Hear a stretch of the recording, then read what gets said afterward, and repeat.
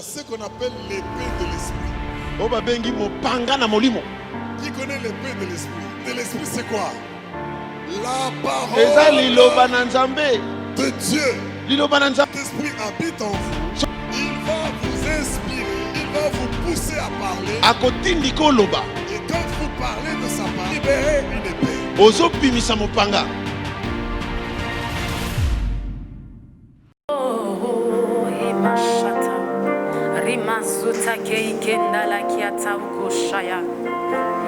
There is power in the name of Jesus. There is power in the name of Jesus. There is power in the name of Jesus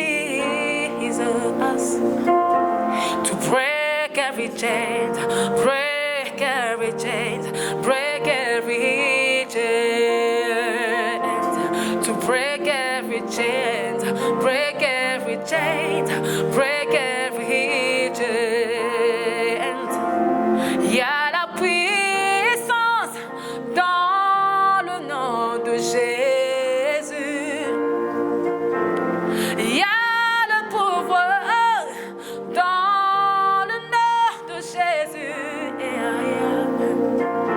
Il y a la guérison dans le nom de Jésus.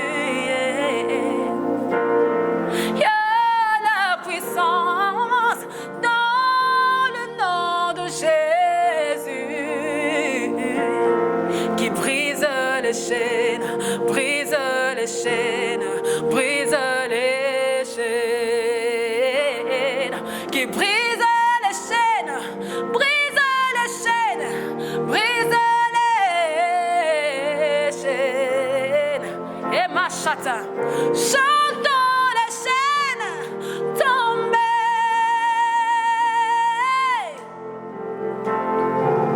Chantons les chaînes tombées.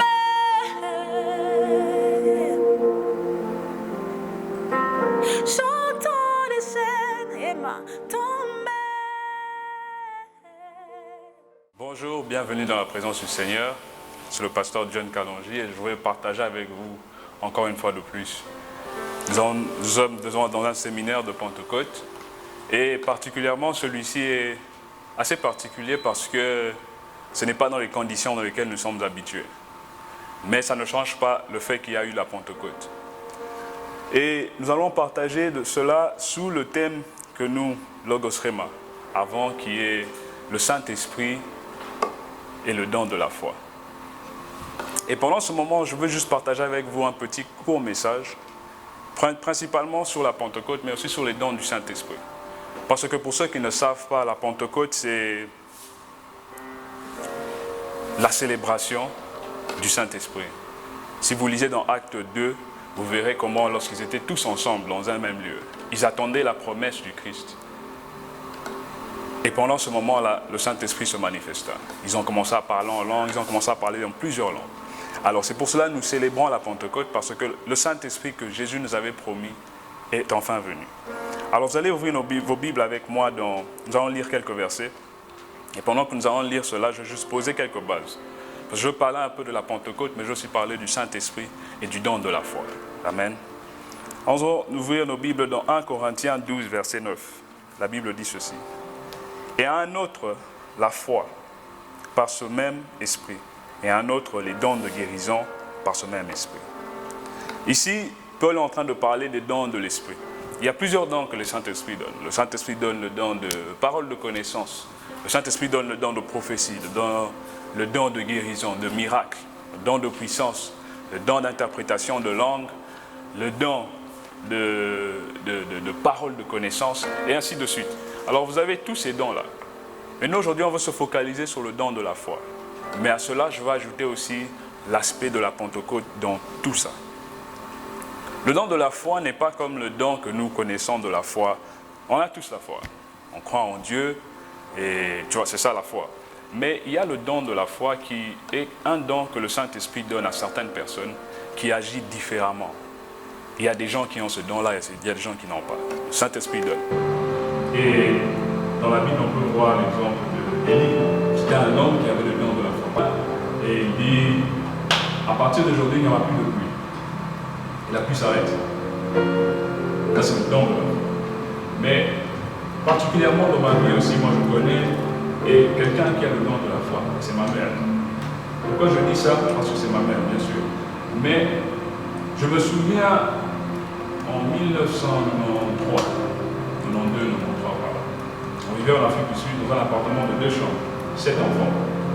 Les parents, on avait aussi une cantine qui habitait avec nous. Donc vous imaginez que les cas et les conditions n'étaient pas les meilleures. Les parents dormaient dans une chambre, les filles dormaient dans une autre chambre, et nous les garçons dormaient au salon. Et c'était ça la situation. Et je me rappelle, vous imaginez un week-end où vous vous réveillez, tout ça, vous avez faim, tu vas, tu ouvres les armoires, il n'y a rien. La seule chose qu'on avait en abondance, c'était le sel. La seule chose qu'on avait en abondance, c'était le sel. Et quelques éléments. Imaginez quand vous ouvrez le frigo, tout ce que vous trouvez, c'est de l'eau froide, et peut-être un morceau de beurre, et des oignons qui ont été là pendant longtemps. Donc ce n'est pas la meilleure des situations, mais c'est ça notre circonstance. Et je me souviens souvent une chose que ma mère faisait, parce que tu imagines, tu t'es réveillé le matin, tu es allé, tu as vérifié, il n'y a rien à manger pratiquement. Mais elle va dresser la table. Et elle dresse la table pendant que nous, on sait qu'il n'y a pratiquement rien. Et souvent, là, ce qu'elle avait l'habitude de faire, c'est de laisser une chaise vide. Et sur cette chaise vide-là, elle dressait aussi, mais elle disait, ça c'est la chaise du visiteur. Ça c'est la place de l'inconnu. On ne savait pas qui ça allait être, mais on allait avoir quelqu'un qui allait nous visiter. Comment elle savait ça, je ne sais pas. C'est pour ça que j'appelle ça le don de la foi. Parce qu'après qu'elle dresse la table, on n'a pas de nourriture. Alors on se tient à la main, on fait la prière pour rendre grâce à Dieu pour la nourriture qu'il nous a donnée avec des assiettes vides. Et lorsqu'on fait la prière, et je me souviens, c'était pile poil. Dès qu'on disait Amen, on entend la porte. Quelqu'un toque à la porte. Lorsque la personne toque à la porte, on va ouvrir. C'est une sœur, c'est peut-être un frère qui va venir avec des sachets de provisions. Et il vient, non, je pensais à vous, j'étais en train de me promener. Et puis je pensais à vous, je me suis dit, je m'arrête, je fais une provision. Comment cette personne aurait su ça? Mais est-ce que cette personne serait venue si ma mère n'avait pas dressé la table? Ou c'est à cause de ce don-là qu'elle a activé qui a fait que cette personne où elle se trouvait s'est trouvée obligée de faire des courses pour une famille sans savoir pourquoi elle le fait. Et je suis sûr que lorsque je parle de ça, il y a beaucoup de gens qui ont déjà expérimenté ce genre de choses. Pourquoi? C'est parce que c'est une foi. Tu sais quelque chose que tu ne sais pas comment expliquer, mais tu sais que Dieu va agir. Et ça me fait poser des actes qui n'ont pas de sens, comme dresser une table sans nourriture et rendre grâce à Dieu pour la nourriture qu'il va nous donner, et quelqu'un vient et entre avec la provision. Et cette personne, sans le savoir, va se mettre à la place de l'invité qu'on réservait souvent pour l'inconnu. Et cette même nourriture qu'il a emmenée, c'est ce qu'on partageait. Et ce n'est pas arrivé une seule fois, ça arrivé plusieurs fois. Et ça a ancré en moi une connaissance de la foi en Christ, que j'aimerais que vous puissiez avoir, surtout pendant des moments comme ceci. Vous savez, le Saint-Esprit donne plusieurs dons à l'Église. Et Paul nous demande souvent de désirer les meilleurs dons. Et en particulier, la façon dont le Saint-Esprit donne ce don, ce n'est pas que c'est actif tout le temps. Parce qu'il y a des gens qui vont chercher à vouloir répliquer ça. Ça ne se réplique pas, c'est par révélation, c'est parce que le Saint-Esprit donne. Et lorsqu'il te donne ce don-là, comme par exemple on est là dans une réunion de prière, tu n'es pas un prophète par exemple. Mais il se fait que pendant ce moment, le Saint-Esprit déverse sur toi le don de prophétie. Tu vas prophétiser, mais ne va pas bâtir une église sur cela parce que c'est juste un don qu'il donne pendant ce moment. Mais après cela, ça part. Et donc tu n'es pas nécessairement prophète, mais à cause de la circonstance, le Saint-Esprit donne des dons. Tu veux te retrouver, tu fais un acte miraculeux, ressusciter un mort, don de guérison. Quelqu'un a besoin d'une guérison, tu as tellement cru, le Saint-Esprit donne ce don et tu guéris la personne. Mais ça ne veut pas dire que tu es devenu quelqu'un qui fait ça régulièrement. Par contre, il y a des gens qui ont ce don-là, à qui Dieu a déversé ces choses. Et dans le contexte de la Pentecôte, lorsqu'on rentre dans le temps, le Saint-Esprit se déversait sur des gens particuliers. Le Saint-Esprit se déversait peut-être sur des rois, des prophètes, et ce n'était jamais tout le monde. Mais pour la Pentecôte, Dieu a décidé de faire les choses différemment. Parce que que ce soit seulement un prophète ou un homme de Dieu, il a voulu que tout le peuple soit rempli de son esprit. Et j'aimerais qu'on puisse ouvrir nos Bibles dans le livre de Actes, le premier chapitre même. Le premier chapitre, Actes 1, 6 à 11. Actes 1, 6 à 11, la Bible dit ceci. Alors les apôtres réunis lui demandèrent, « Seigneur, est-ce en ce temps que tu rétabliras le royaume d'Israël ?» Il leur répondit, « Ce n'est pas à vous de connaître le temps ou le moment que le Père a fixé de sa propre autorité.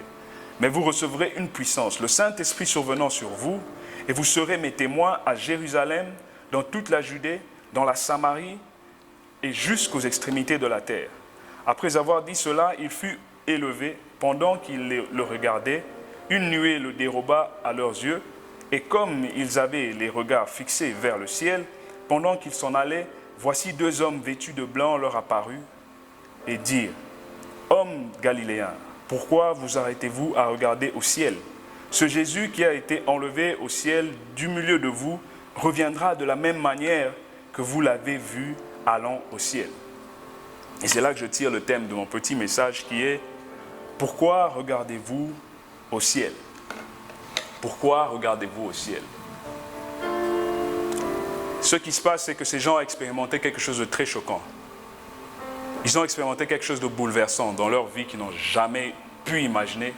C'est de voir Jésus-Christ mourir. Il a été crucifié, il meurt. Et dans notre expérience, on sait que les gens qui meurent restent morts. Mais ce Jésus ici est ressuscité. Il revient. Ils voient Jésus ressuscité, mais pas seulement ça. Après le 40 jours, on dit qu'ils sont là en train de voir Jésus apparaître par-ci et là pour leur prouver qu'il est Jésus et qu'il est réellement ressuscité. Et on dit que même pendant qu'il était mort, les morts sont sortis de tombe, ont commencé à marcher. Et après qu'ils expérimentent ce Jésus-là, après ils ont une autre expérience. C'est de voir Jésus, l'ascension de Jésus, monter vers le ciel. Il était là comme nous sommes là. Et imaginez que je suis en train de vous parler comme ça, et pendant que je vous parle, je suis en train d'être élevé. Et pendant que je suis élevé, vous voyez des nuages qui viennent et qui m'emportent. Vous imaginez un peu la scène. Mais alors, lorsqu'on lit dans le verset 6, ils se retrouvent en train de poser une question à Jésus. Ils disent, est-ce que tu es venu pour rétablir le royaume d'Israël? Ils auraient pu poser 1001 questions à Jésus. Attends, tu étais mort. Tu as expérimenté la mort et tu reviens à la vie. Ils auraient pu poser la question, c'était comment le ciel, c'était comment l'enfer, mais aucun d'entre eux ne pose ces questions-là. Mais pourquoi est-ce qu'ils sont focalisés sur la question du royaume? Parce que ce que vous devez comprendre, c'est que ces gens-là, lorsqu'ils pensaient au royaume des cieux, lorsqu'ils pensaient au fait que Dieu allait établir son royaume, ce n'était pas qu'ils allaient aller au ciel. Vous voyez, notre évangile a changé parce que maintenant, lorsque les gens reçoivent Christ, la première des choses à laquelle ils pensent, c'est d'aller au ciel. Et beaucoup sont déçus. Mais ce que vous devez savoir, c'est que le christianisme est né dans le traumatisme, dans le choc, dans le bouleversement. Qu'est-ce qui est traumatisant? Quelque chose de traumatisant, c'est de voir quelqu'un qui était mort revenir à la vie. Vous imaginez que je suis mort. Vous venez au lever du corps, vous venez à mon deuil, et vous avez vu que je suis mort. Et vous venez même à mon enterrement, mon terre. Vous avez vu ça. Mais après, 3 jours après, vous me trouvez à un magasin en train d'attendre un taxi. Votre réaction sera choquante. Pourquoi? Parce que vous m'avez expérimenté, vous avez vu comment j'étais mort, vous avez vu comment j'étais enterré, et ça n'a pas de sens de voir que je suis là à magasin pendant que vous étiez à mon deuil il y a quelques jours. Et ça choque. Pourquoi? Parce que ce que vous devez comprendre, c'est que le christianisme n'est pas quelque chose de gentil. C'est quelque chose qui vient pour changer la mentalité. Christ est venu pour changer notre façon de le voir. Et vous savez, même lorsque nous parlons de la pandémie que nous sommes en train de vivre là, du coronavirus, beaucoup de gens se posent la question, où est-ce que Dieu est? Ou qu'est-ce que Dieu est en train de faire? Ou à quoi Dieu pense? Je vais vous dire une chose, ce que Dieu avait commencé à faire dans Genèse, et quand il était l'alpha, et ce qu'il va faire lorsqu'il est l'oméga, c'est la même chose. Pandémie ou pas pandémie.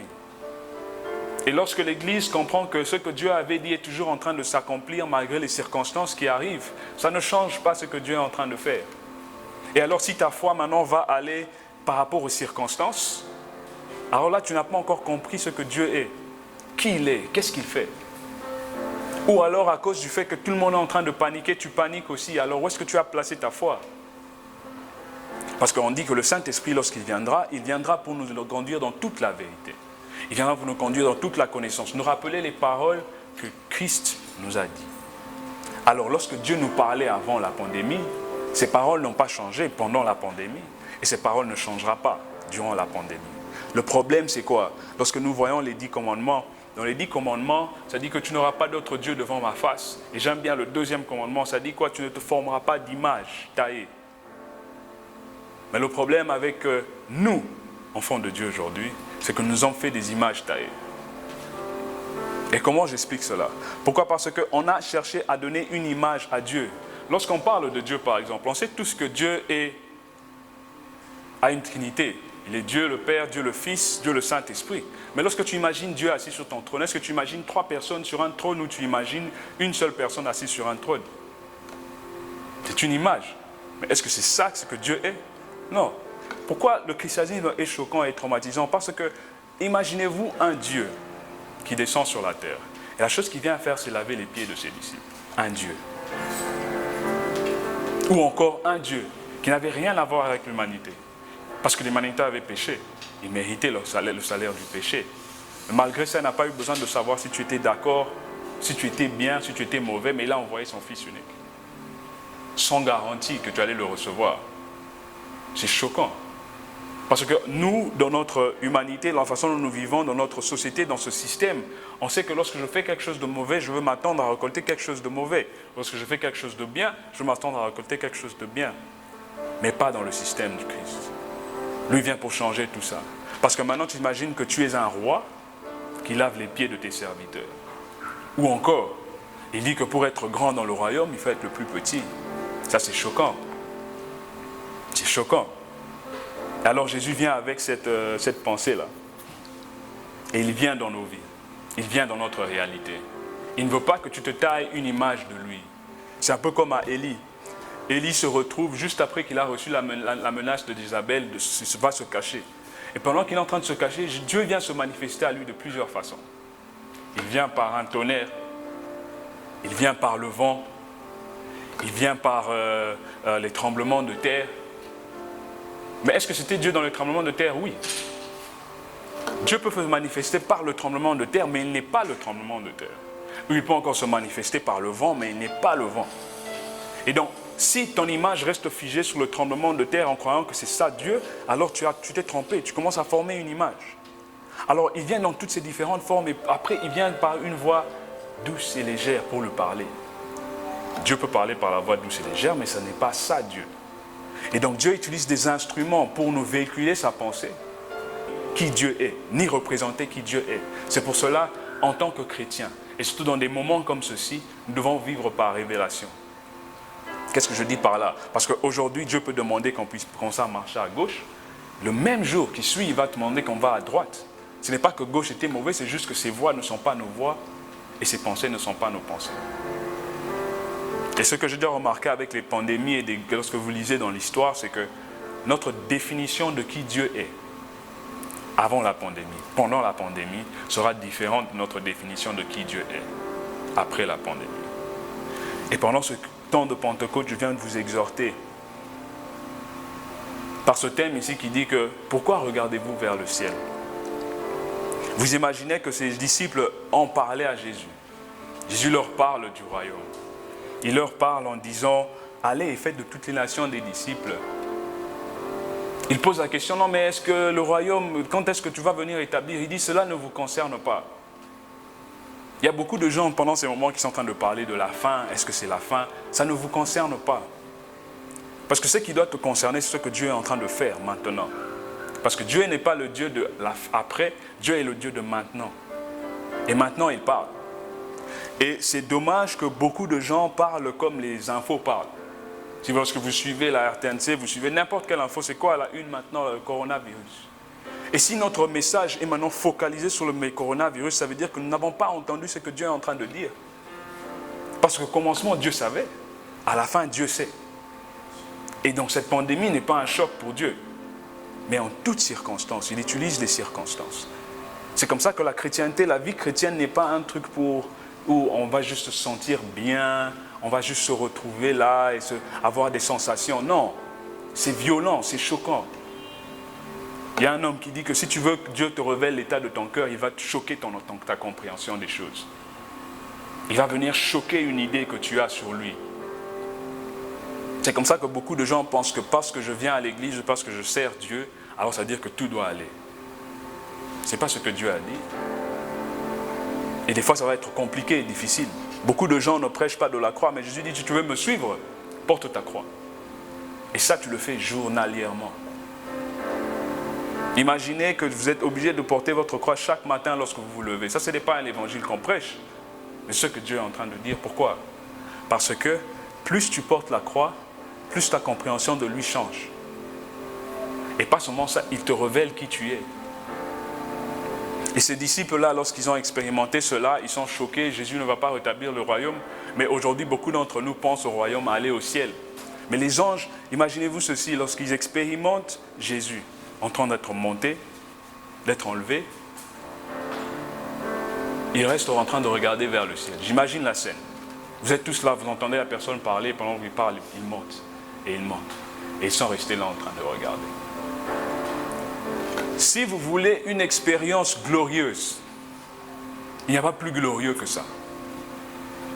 Lorsqu'on a nos services, lorsqu'on a nos cultes, avant la pandémie, certains ceux qui se rappellent, on aimait des moments de louange, on aimait des moments d'adoration, on aimait les moments où les sensations là, qui nous donnent d'expérimenter la gloire de Dieu. Et vous savez, avec Osrema, il y a des moments où on avait ce temps où le palpé, où le Saint-Esprit se manifestait d'une manière extraordinaire. Il y avait des gens qui voyaient des plumes d'ange, il y avait des gens qui recevaient des prophéties, des messages, il y avait des gens qui étaient transformés dans la présence de Dieu. Et c'était glorieux. Mais ce n'est pas mauvais de chercher la gloire de Dieu. Ce n'est pas mauvais de chercher à expérimenter la gloire de Dieu. Mais si l'expérience de la gloire de Dieu se limite à juste cette expérience, alors à quoi ça sert? C'est comme ça que l'expérience là a trouvé les gens en train de regarder vers le ciel pendant que Jésus était déjà monté. Et les anges viennent et se posent la question. Attends, pourquoi est-ce que vous regardez vers le ciel pendant qu'il est déjà monté? Il est monté, c'est fini. Maintenant là, il y a un travail à faire ici. Alors si on veut que les sensations, c'est-à-dire passer ce moment, vous voyez, il y a ces gens, ils veulent donner une expérience glorieuse pendant leur culte. Ça, c'est bien beau. Mais si cette expérience glorieuse ne sait pas se traduire dans notre vie journalière, alors on a un problème. Les gens leur posent leur question, pourquoi regardez-vous vers le ciel? Beaucoup de gens se posent la question, où est-ce que Dieu est maintenant? Alors on se pose la question, on reste à se regarder vers le ciel. Oh, nos cultes nous manquent, on veut avoir nos moments de culte. Oui, mais pourquoi? Ils regardent seulement vers le ciel. Le ciel s'est déjà fermé, Jésus est déjà monté, maintenant l'Esprit est descendu. C'est à vous d'agir. C'est à toi d'agir. Et c'est ça le choc. Pourquoi? Parce que maintenant on se dit, où est Dieu pendant ces moments? Mais Dieu lui regarde maintenant en bas, parce que les anges ont dit ceci aux disciples. Ils ont dit, la même façon que vous l'avez vu monter, c'est la même façon que vous allez le voir descendre. Ça veut dire quoi? Beaucoup de chrétiens pensent qu'on vit, on reçoit la vie éternelle pour aller au ciel. Mais les anges disent, comme il est monté, c'est comme ça qu'il va descendre. Alors où est-ce que cette vie chrétienne doit se vivre? Où est-ce que cette vie éternelle doit se vivre? C'est ici. C'est entre nous. Les gens cherchent à voir la main de Dieu pendant ces moments. Pendant la Pentecôte, l'Esprit était là. On veut revivre ces moments. Oui, mais on veut revivre ces moments pour faire quoi? Parce que maintenant, vous voyez, lorsque il y a un empereur romain, ils étaient habitués à avoir des dieux, n'est-ce pas? Vous connaissez Vénus et tous ces autres dieux qu'ils avaient païens. Et ils avaient des temples pour ces dieux-là. Et dans ces temples-là, il y avait des statuettes. Mais alors, le problème qu'ils ont eu avec les chrétiens à l'époque, c'était que lorsqu'on leur pose la question, où est votre Dieu? On veut le voir, mais on ne pouvait pas voir d'image de ce Dieu. Alors on leur pose la question, où est votre Dieu? Ils ont dit que notre Dieu est en nous. Ça, c'est choquant. Toutes les autres civilisations ont des dieux qu'on peut voir, des images qui sont taillées. Mais pour vous, comment ça se fait qu'on ne peut pas le voir? Il est en vous. Alors c'est comme ça que l'empereur a compris que s'il est en vous, alors vous êtes quoi? Nous sommes le temple. Et c'est comme ça que l'empereur a dit, ok, si on va arrêter ce Dieu, alors il faut qu'on détruise leur temple. Et qu'est-ce qu'ils font? Ils ont commencé à persécuter les chrétiens. Ils ont commencé à crucifier les chrétiens. Pourquoi? Parce qu'ils se disaient, si le temple n'existe pas, alors leur Dieu ne saura pas agir. Mais Dieu va au-delà de ça. Dieu va au-delà de ça. Vous savez, il demande aux disciples, allez, et faites de toutes les nations des disciples, allez en Judée, en Samarie, en Israël. Il les envoie partout là-bas. Et le truc, c'est que Jésus fait cette expérience en leur montrant lui-même en allant en Samarie. Vous savez, en ce temps-là, les Juifs et les Samaritains ne se côtoyaient pas du tout. C'est-à-dire que lorsqu'ils se voyaient même dans le chemin, ils étaient obligés d'aller dans le sens contraire pour ne pas se rencontrer. Mais Jésus fait l'opposé. Lui, il vient directement en Samarie. Et vous connaissez l'histoire de Jésus avec la femme samaritaine. Il lui parle de sa vie, il lui montre qu'en fait, que c'est lui qui a l'eau de la vie et c'est lui le Messie. Alors la dame lui pose une question très importante. Elle dit, ok, bon, si tu es le Messie, alors je veux que tu tranches une affaire pour nous. C'est quoi cette affaire? Vous, les Juifs, vous dites que nous devons adorer Dieu dans le temple. Nous, nos ancêtres, nous disent que nous devons adorer Dieu sur cette montagne. Toi, tu dis, où est-ce que nous devons adorer? Beaucoup de gens se posent la question, et surtout quand la pandémie a commencé. Bon, on a fermé les églises, on ne sait plus où on va commencer. Comment on va faire pour avoir nos cultes? Et c'est presque la même question que la femme samaritaine. On n'a plus de culte. Mais Jésus lui répond ceci, il dit, le temps arrive, et il est déjà là, où les vrais adorateurs adoreront le Seigneur en esprit et en vérité. Pourquoi? Parce que tu comprends maintenant que tu es le temple. Pourquoi? Parce que lorsque Jésus est monté, il a fait redescendre l'esprit. Et cet esprit s'est répandu sur tout un chacun d'entre nous. Pourquoi? Parce que toi, tu es supposé être le temple. Pas seulement au-delà de cela, tu n'es pas seulement supposé être le temple, mais tu deviens maintenant une représentation de qui Dieu est. Et là, maintenant, je ne sais plus avoir une image taillée parce que Dieu peut m'aider par n'importe qui. Il peut m'aider par Emmanuel qui est là, ou par Andy qui est en train de me filmer, ou vous tous qui êtes en train de me suivre. Pourquoi? Parce que lorsque j'allume ma télé pendant cette pandémie, et vous savez c'est difficile surtout pour nous les serviteurs de Dieu parce que une des principales activités que nous faisons c'est être à l'église pour servir le peuple de Dieu, mais sauf que l'église est fermée. Et alors tu te poses des questions, comment est-ce que je peux servir? Comment est-ce que je peux être plus utile? Et l'opportunité se donne maintenant. L'esprit a déjà été répandu. Ça ne sert plus à rien de regarder vers le ciel. Parce que Jésus est déjà monté. Et vous savez, le truc c'est quoi? C'est que lorsqu'on commence à devenir très confortable, ça devient difficile de servir. Parce que, comme j'ai dit, la chrétienté est née dans le choc, dans le bouleversement. C'est dans des moments difficiles que notre foi doit commencer à jaillir. C'est dans des moments compliqués que notre foi doit être vue. Notre chrétienté doit être vécue. L'amour envers nos prochains doit être vécu. Et vous savez, lorsque je suis en train de regarder la télé, et je vois sur les infos, il y a des médecins qui sont en train d'aider les gens. Qui mettent leur vie, sacrifient leur vie pour aider d'autres. Et vous voyez d'autres personnes qui sont là en train de servir leurs prochains. Je ne sais pas si vous cherchez à voir Dieu, mais moi je le vois partout. Je le vois lorsque tu vois des gens qui peuvent sortir, servir de la nourriture à des gens qui ne connaissent même pas. Je le vois lorsqu'il y a des gens qui décident de sortir de leur zone de confort pour aider ceux qui n'ont pas. Et je me souviens, il y a quelques jours, j'étais chez mon coiffeur et je suis en train de me faire coiffer. Et pendant qu'il me coiffait, il y a un de ses amis qui vient avec son bébé. Il s'apprêtait à aller à l'hôpital parce que l'enfant ne se sentait pas très bien. Il attendait sa femme. Alors il explique sa situation, le coiffeur est en train de me coiffer. Et juste avant que son ami puisse partir avec l'enfant, il dit, attends, j'ai 1000 francs, tiens. Dans ma tête, je me dis, tu lui donnes 1000 francs. Mais après, mon esprit m'a dit, c'est ça. Je n'ai pas nécessairement 1000 $ à te donner, mais le peu que je peux te donner va faire un changement dans ta vie. La façon dont je peux me rendre serviable, c'est une manifestation de ce que Dieu est en train de faire. Et si vous cherchez à voir Dieu, il faut regarder autour de vous. Deviens Dieu pour quelqu'un. En le servant, en le donnant juste un transport, en donnant de l'eau, en aidant. Parce que pas beaucoup ne peuvent nécessairement prêcher ou chanter, ou jouer un instrument, mais il y a encore beaucoup d'autres manières de servir Dieu. Et à ce moment-là, lorsque les gens se poseront la question de savoir où est Dieu, on l'a expérimenté pendant ce moment. Pourquoi? Parce que lorsque l'Église devient confortable et se retrouve toujours dans leur coin. Vous savez, lorsque vous lisez dans Actes, Le deuxième verset, par exemple, c'est la Pentecôte. Dans Acte 2, c'est la Pentecôte. Le Saint-Esprit descend. Et lorsque le Saint-Esprit descend, Pierre se met à prêcher. Il prêche, 3000 personnes sont reçues à Dieu le même jour. Et l'Église commence là. Et qu'est-ce qui arrive lorsque l'Église commence avec le Saint-Esprit en eux et commence à expérimenter des choses très miraculeuses, des choses grandes. Et pendant qu'ils sont en train d'expérimenter ces choses, ils se disent, on va faire quoi?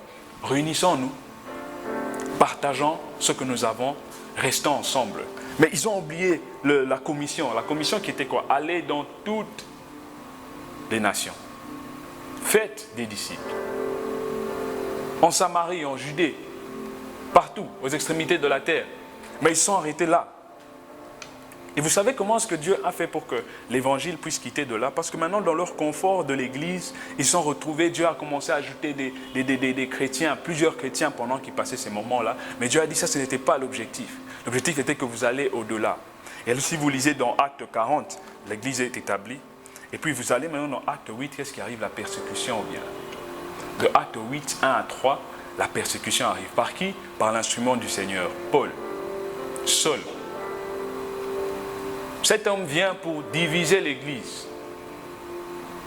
L'église est divisée, vous savez ce qui se passe? Ils sont dispersés. Quand ils sont dispersés, qu'est-ce qu'ils commencent à faire après? Ils commencent à prêcher l'évangile. Comment la parole est arrivée en Samarie avec Philippe? C'est à cause de la persécution. Parce que maintenant, ils ne peuvent plus juste rester dans un seul endroit. Ils étaient obligés d'aller aux extrémités et prêcher l'évangile. Aujourd'hui, la pandémie nous a fait sortir de nos bâtiments. Mais l'évangile n'a pas changé. L'évangile de Dieu n'a pas changé. Pourquoi? Parce que tu aimeras toujours ton prochain comme toi-même. Tu aideras les pauvres. Tu feras ce que tu peux faire à cause de l'Esprit de Dieu qui est en toi. Alors si tu te demandes encore où est Dieu, pendant ce moment-là, Dieu il est monté. Alors si tu t'es formé une image de comment Dieu doit agir seulement dans un temple, dans une église, eh bien tu seras déçu. Dieu est venu pour casser cette image. Je ne dis pas que c'est lui qui emmène la pandémie, mais Dieu utilise toutes choses au concours de ceux qui aiment Dieu. Pourquoi? Parce qu'il veut toujours te pousser à aller loin. Il veut toujours te pousser à vivre dans la révélation. Et que dans des circonstances comme ceci, on dit le juste vivra par sa foi. Amen. Et la foi vient de ce qu'on entend. Ce que tu entends Dieu te dire, ça veut dire que c'est quelque chose de courant. Aujourd'hui, il avait dit une chose, aujourd'hui, il peut être en train de dire quelque chose d'autre. Amen. Et voilà mon exhortation pour aujourd'hui. Pourquoi? Parce que c'est la Pentecôte. Ce n'est pas comme on a l'habitude de faire, mais Dieu n'a pas changé. Dieu est toujours le même et il agit toujours. Mais je veux que toi aussi tu sois Dieu pour quelqu'un. Il y a des numéros qui vont s'afficher là. Si tu as quelque chose que tu peux donner, donne. Tu ne sais pas comment ça pourra servir. Il y a nos comptes qui vont apparaître et tout ça. Tu sens que tu n'as pas nécessairement les moyens de pouvoir faire des grandes œuvres. Mais même le peu que tu as, le 1 $, le 1000 francs, le 100 $, 1000 $, ou quelque part que ce soit. Une personne peut se poser la question, oui, mais on donne toujours l'argent. Écoute, moi je parle à des gens qui ont la volonté de vouloir servir Dieu. Moi je parle des gens qui veulent faire voir Dieu à travers leurs œuvres. Sois serviable. Utilise cette opportunité pour manifester la gloire de Dieu. Et pendant ce moment, je crois que Dieu va nous parler de plusieurs manières. Vous savez, ces dons de l'esprit, ça se manifeste à ceux qui le désirent. Tu es là où tu te trouves, je ne sais pas. Tu désires voir la volonté de Dieu. Je crois que maintenant, là où tu es, Dieu va te visiter. Il va te visiter dans nos rêves. Il va nous parler. Il va nous donner des visions. Il va nous donner des révélations. Il va te donner, tel que tu as, des dons de guérison. Tu vas te retrouver dans des circonstances peut-être où tu as quelqu'un qui est malade, mais tu as besoin de voir une manifestation miraculeuse. Amen. Et j'aimerais qu'après ces moments, on puisse commencer à donner des témoignages de ce que Dieu était en train de faire. Pour certains, ça a décidé d'être de te mettre à part pour prier pour des gens, même des gens que tu ne connais pas. Prie pour des gens que tu ne connais pas. Mais que Dieu puisse faire quelque chose. Parce que dans leur faiblesse, tu verras qu'il y aura une révélation. Et quelqu'un, quelque part, a besoin nécessairement que Dieu se manifeste à eux. Mais à cause de ta prière, Dieu s'est manifesté. Pourquoi? Parce que le diable, pendant ce moment, est en train d'agir. Il cherche à nous montrer quelque chose qui n'est pas vrai. Il cherche à nous montrer un Dieu qui est assis sur son trône, comme s'il ne se soucie pas de ce qui se passe. Et alors on se forme cette image-là. Pendant que moi je souffre ici, Dieu fait quoi? Pendant que moi je traverse ces moments difficiles, Dieu fait quoi? Dieu est le même hier, aujourd'hui, éternellement. Ok? Si la souffrance arrive, on souffre. Mais on n'arrête pas de croire. Et nous, on a vécu des circonstances avec nos parents, imagine avec cet enfant, où on n'avait pas nécessairement le moyen. Et à cause de ces circonstances-là, je peux dire aujourd'hui que, aujourd'hui même si je n'ai pas, tu ne sauras pas. Aujourd'hui, si j'ai, tu ne sauras pas. Pourquoi? Parce que ma joie, mon contentement ne dépend pas de ce que j'ai, mais ça dépend de qui je connais. Si aujourd'hui il n'y a pas, il n'y a pas. Si demain il y a, il y a. Mais ça ne change pas comment je vois Dieu. Ça ne change pas comment je le sers. Et même quand tu traverses ces moments, tu peux en avoir ras-le-bol du confinement ou de la circonstance, mais tu peux avoir ras-le-bol de Dieu. Tu dois le connaître mieux. Amen. Que la paix du Seigneur soit sur vous et qu'il vous garde. Et que cette parole puisse agir dans vos vies, afin que vous ne soyez plus les mêmes. Qu'à partir d'aujourd'hui, votre définition de qui Dieu est change. Qu'à chaque jour, tu désires de voir. Vous savez, c'est comme la Bible dit, avec des visages découverts, nous l'admirons. Et quand nous le contemplons, nous sommes transformés. Alors je te demande, ne te conforme pas, mais sois transformé. Et c'est un processus de tous les jours. Que Dieu vous bénisse.